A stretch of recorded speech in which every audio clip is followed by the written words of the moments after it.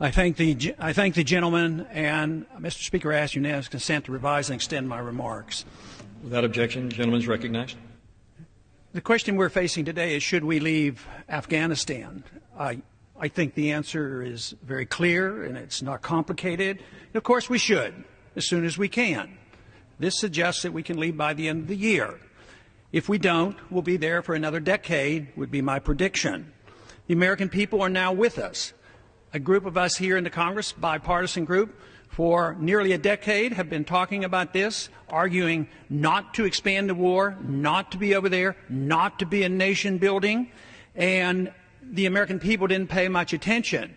Now they are. The large majority of the American people now say it's time to get out of Afghanistan. It's a fruitless venture. Too much has been lost. The chance of winning, since we don't even know what we're going to win, doesn't exist. So they are tired of it. Financially, there's a good reason to come home as well. Some argue we have to be there because if we leave under these circumstances, we'll lose face. It will look embarrassing to leave. So how many more men and women have to die? How many more dollars have to be spent to save face? That is one of the worst arguments possible. We're not there under legal conditions. This is a war. Who says it isn't a war? Everybody talks about the Afghan war. Was the war declared? Of course not. It wasn't declared. There was a resolution passed that said that the president at that time, under the emergency of 9/11, could go and deal with al-Qaeda, those who dealt and brought upon the 9/11 bombings.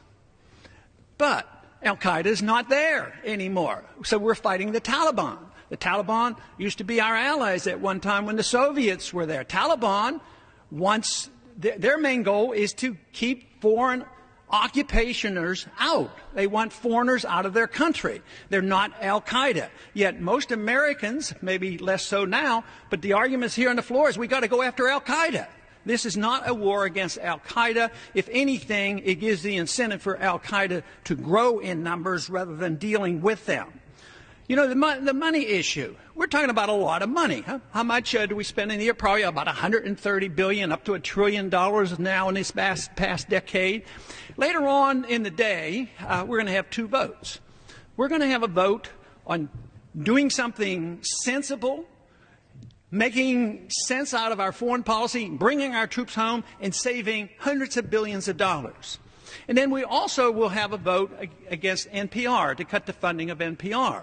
There is a serious question about whether that will even cut one penny, but at least the fiscal conservatives are going to be overwhelmingly in support of slashing NPR, go home and brag about how they're so great fiscal conservatives, and the very most they might save is $10 million.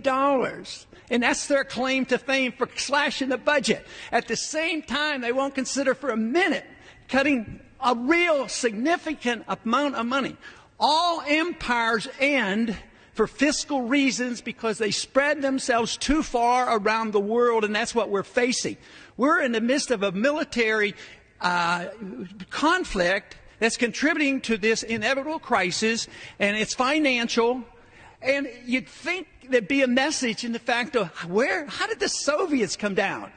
By doing the very same thing that we're doing, perpetual occupation of a country.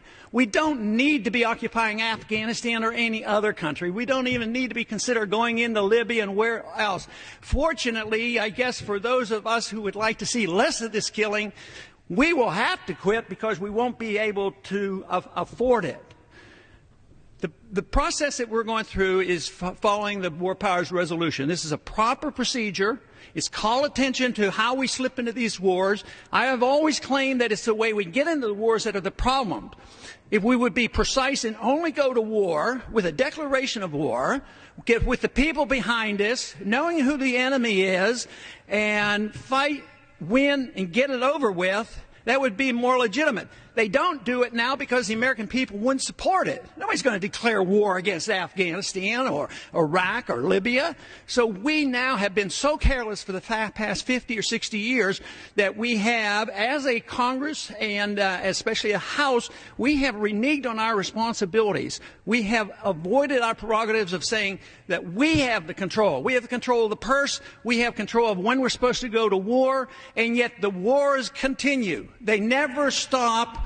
And yet we are going to be completely brought down to our knees. We can't change Afghanistan. People who are bragging about these changes, you know, even if you could, you're not supposed to. You don't have the moral authority. You don't have the constitutional authority. So I would say, the sooner, the sooner. Give him 30 more seconds. Gentleman is recognized for 30 more seconds. I would say the sooner the better.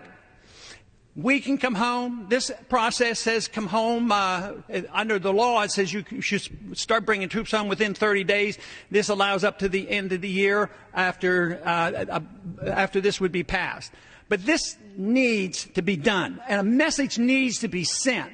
And someday we have to wake up and say, if you are a fiscal conservative, you ought to look at the waste. This is military Keynesianism to believe that we should do this forever. So I would say this is the day to be on record and vote for this resolution.